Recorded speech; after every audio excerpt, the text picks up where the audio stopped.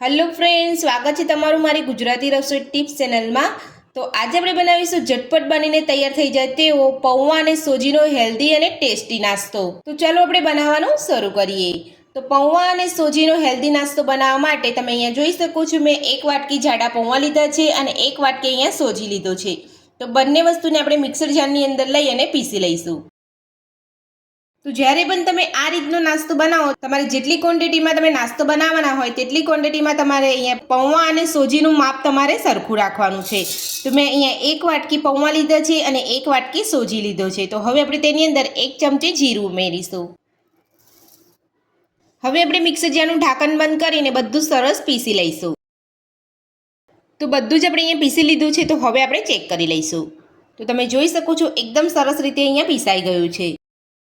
તો આ રીતનું તમારે પહેલાં પીસી લેવાનું છે। તો હવે આપણે તેની અંદર અડધા ગ્લાસ જેટલું પાણી ઉમેરીશું,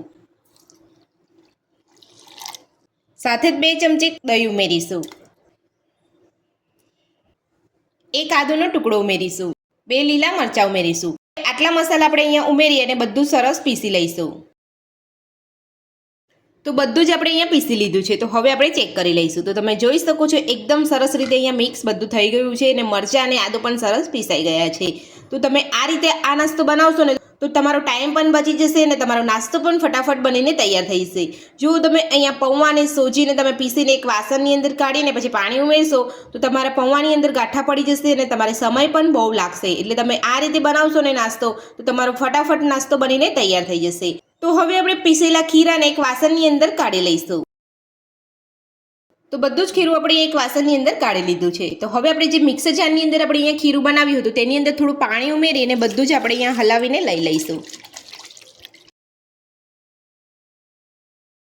તો થોડું પાણી ઉમેર્યા પછી આપણે બધું સરસ મિક્સ કરી લઈશું। તો આ રીતે તમે મિક્સ કરશો ને તો તમારા ખીરાની અંદર ગાંઠા પણ નહીં પડે ને તમારું ખીરું એકદમ આસાનીથી સરસ રીતે બની જશે।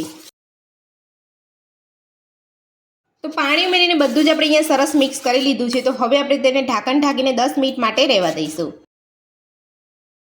તો 10 મિનિટ જેટલો સમય થઈ ગયો છે। તો હવે આપણે ખીરું ચેક કરી લઈશું।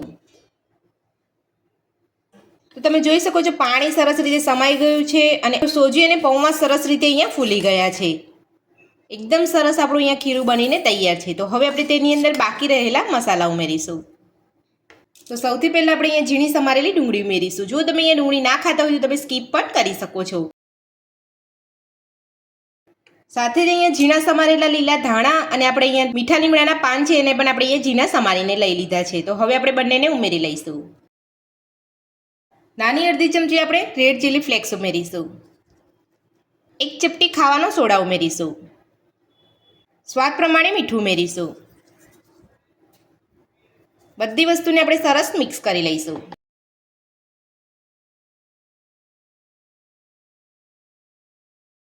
તો મસાલા ઉમેરીને બધું જ આપણે અહીંયા સરસ મિક્સ કરી લીધું છે અને સોજી અને પૌવાનો નાસ્તાનું ખીરું બનીને આપણું તૈયાર છે। તો હવે આપણે ખીરાની અંદરથી નાસ્તો બનાવીશું। તો નાસ્તો બનાવવા માટે આપણે અહીંયા ગેસ ઉપર એક તવો ગરમ કરવા મૂક્યો છે અને તવો આપણો અહીંયા સરસ ગરમ થઈ ગયો છે। તો હવે આપણે તેની ઉપર તેલ લગાવી લઈશું।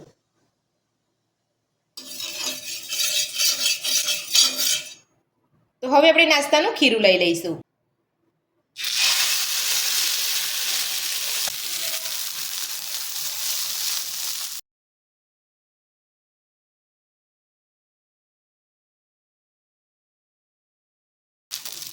તો હવે આપણે ખીરાની બધી બાજુ તેલ લગાવી લઈશું। તો હવે આપણે ગેસની મીડિયમ ફ્લેમ ઉપર નાસ્તાને થવા દઈશું। તો આ રીતનો કલર બદલાય એટલે તમારે નાસ્તાને પલટાવી લેવાનો છે। તો હવે આપણે નાસ્તાને પલટાવી લઈશું। તો તમે જોઈ શકો છો આપણા નાસ્તાનો એકદમ સરસ કલર આવ્યો છે। તો હવે આપણે એ જ રીતે બધી બાજુ નાસ્તા ઉપર તેલ લગાવી લઈશું।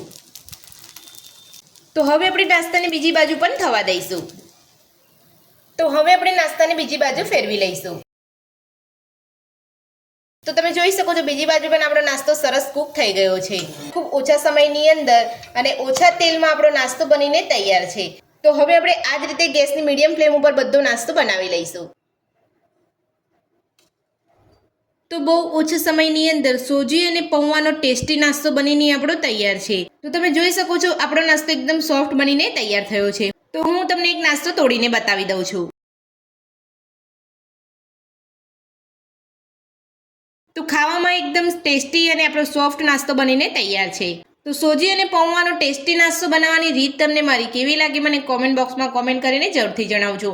અને મારી આ રીતથી તમે નાસ્તો બનાવવાનું ઘરે એકવાર જરૂરથી ટ્રાય કરજો. જો તમને આજની રેસીપી પસંદ આવી હોય તો વિડીયોને લાઇક કરજો, ચેનલને સબસ્ક્રાઇબ કરજો, તમારા મિત્રોને જરૂરથી શેર કરજો. Thank you.